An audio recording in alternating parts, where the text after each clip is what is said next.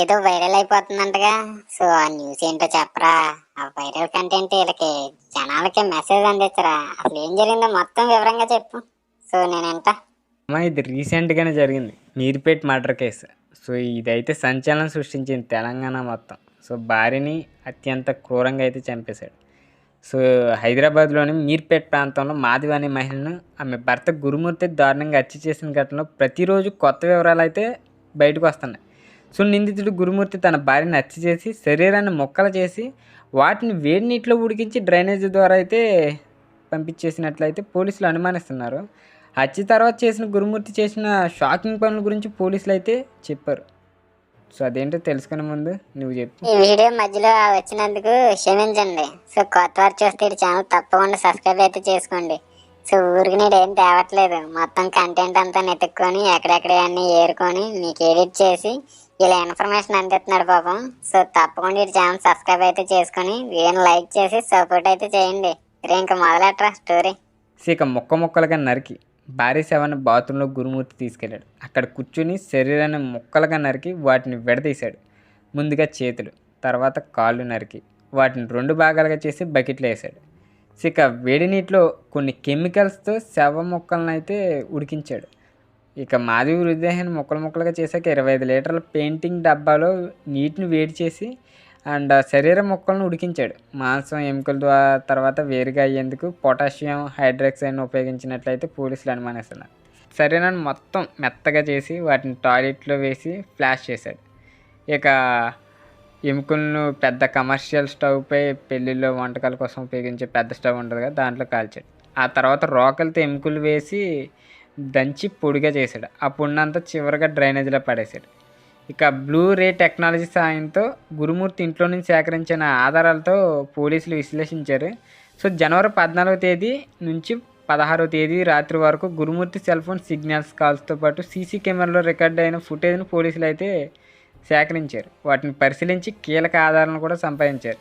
ఈ కేసు దేశవ్యాప్తంగా తీవ్ర సంచలనం సృష్టించగా పోలీసులు దర్యాప్తును అయితే వేగవంతం చేసి మరిన్ని ఆధారాలను అయితే సేకరించేందుకు కృషి చేస్తున్నారు. అందుకే షాకింగ్ మర్డర్ కేసు విచారణలో ప్రధాన ఫోరెన్సిక్ ల్యాబ్ల సహాయకారంతో పోలీసులు పనిచేస్తున్నారు. ఇక మీర్పేటలో నివసించిన మాజీ సైనికుడు గురుమూర్తి హైదరాబాద్లో ఒక సెక్యూరిటీ సిబ్బందికి ఉద్యోగం చేస్తున్నాడు.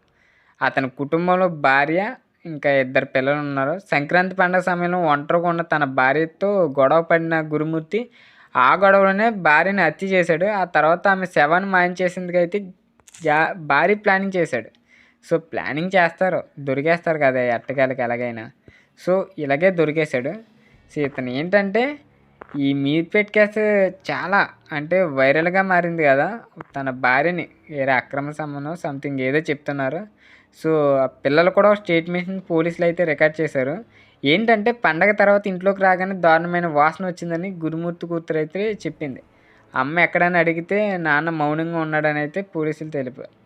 ఆ అమ్మాయి చెప్పింది. మాధవిని హత్య చేశానని పోలీసుల ముందు గురుమూర్తి ఒప్పుకున్నప్పటికీ చంపిన విధానంపై పోలీసులకు 2-3 వెర్షన్లు చెప్తున్నట్టయితే సమాచారం.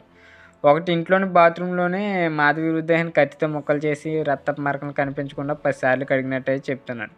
అయితే గురుమూర్తి పొంతలేని సమాధానంతో పాటు పోలీసులు తలపట్టుకున్నారు.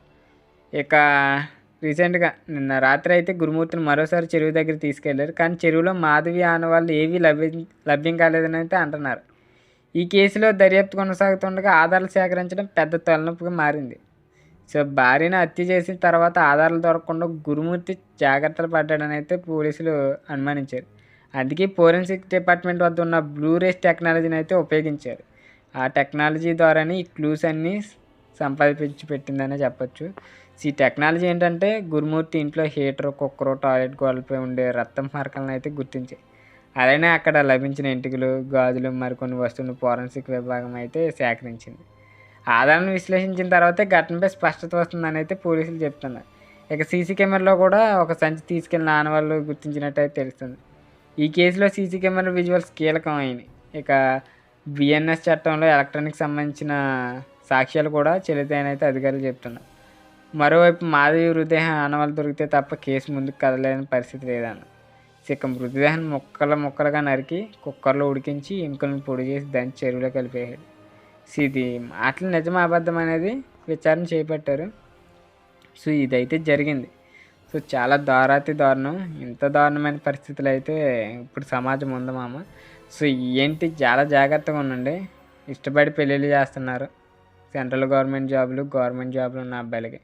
సో వాళ్ళే ఇంత సైకోలుగా మారితే మరి మిగిలిన వాళ్ళ పరిస్థితి ఎలాగో ఒకసారి ఆలోచించుకోండి. పిల్లనిచ్చే ముందు ఎలాంటి సిచ్యువేషన్లో బతుకుతున్నాము. ఇప్పుడు జనరేషన్ అయితే చాలా దారుణంగా జరుగుతున్నాయి. ఎందుకంటే మనం పొద్దున్నే లేస్తుంటే న్యూస్లో ఇలాంటివే.